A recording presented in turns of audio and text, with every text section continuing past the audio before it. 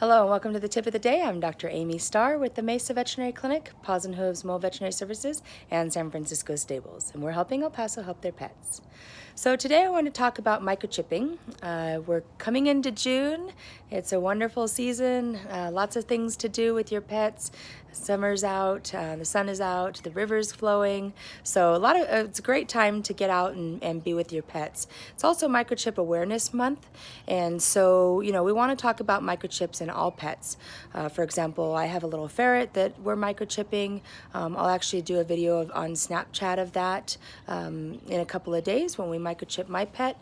And all of my dogs and cats, everybody is microchipped. And so the reason is it's important to have collars on our pets, especially if we're taking them out to walk or to the dog parks or anything like that, where there's always a possibility that they may get loose. Or even if they're ones that, maybe we accidentally leave the gate open or something and they get loose. So the collars are extremely helpful if you have your tags on them. And so, I always recommend go to the pet store, get a little tag with your name or with their name, the pet's name and your phone number and address. And that's extremely helpful in getting your pet back immediately. However, pets can get their collars off. Cats are really good at getting out of collars. So if they get outside, they can bust those collars open, which is meant to be so that they don't choke themselves. And we actually recently had a client whose ferret got lost. Luckily, it got back to them because the ferret was microchipped. But anyways, collars can get damaged or off. The tags can be ripped off by different things. And so it's important to have a permanent identification. And so what happens is the microchip is like a teeny tiny grain of rice. It's injected underneath the skin. There's a lot of myths out there about it causing cancer and things like that. That's just not true. So basically anything injected in any of us, any of our pets, causes inflammation. Whether it's a vaccine, a microchip, even an injection of sterile water, anything like that that's injected, or even a splinter, does cause inflammation. Anytime there's inflammation in the body, again, just like a splinter, there's always the slight chance, 1 in a million, of that inflammation causing enough damage to the tissue to then revert into a tumor.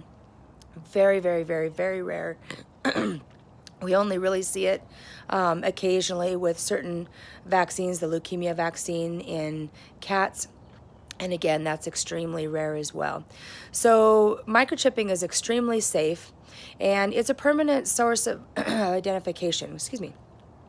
And so what happens is, if your pet is found, hopefully it's found by an ethical, honest person, then that person is going to take them to a close veterinarian or the animal control or a rescue.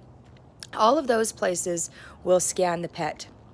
Once the pet is scanned, they find the microchip, then that agency contacts the microchip information and gets your information. So with that, a couple things are important. One, have your microchip scanned annually by your vet to make sure that it hasn't shifted too much or hasn't worked its way out. When microchips are first placed, just like a splinter, they can work their way out. So it's important to check a couple weeks after placing the microchip to make sure that it's still present. 2 is that keep your information updated. So make sure that the microchip is registered. Not all clinics register it. It is an additional fee. And so if you're going to a clinic that has extremely low prices on microchips, they're likely not registered internationally. And it's then useless. The microchip is only good if it's actually registered. So for example, in our clinic, we automatically register everyone internationally because it's important that whoever finds that pet and checks into the microchip can actually get your information. So when you move or update your information, change your phone number, anything like that, make sure that you contact the microchip company and update your information. And that way it's valid and you'll get a call. Make sure you have an alternate number on there as well, so that if you can't be, maybe you're traveling or whatever and they can't get a hold of you, then they can get a hold of your alternate. It should be somebody that can always get a hold of you. So I highly, highly recommend that you microchip all of your pets. Again, even the little ones like ferrets. We do see numerous pets being returned to their homes even after a couple of years, which is amazing. And so it's very safe. It's not invasive. It's a little poke. A lot of people like to do it while the pets are asleep under anesthesia, getting spayed or neutered. Some people want to have the microchip done right away.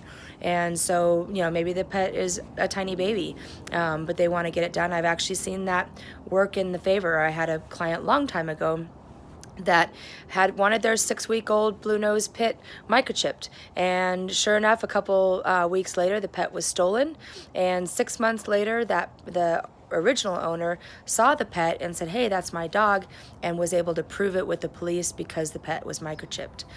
So a lot of wonderful stories about getting pets back to their home when they're microchipped. It is a permanent identification, and it's Microchip Awareness Month, so there is a special on it. And check out your local laws here in El Paso City. It is law that all pets are microchipped, and we do see people getting fined up to $1,000 for not having them microchipped. So lots of things to consider. Hope you have a great week and day, and if you have any questions about microchipping, give us a call. Take care. Bye-bye.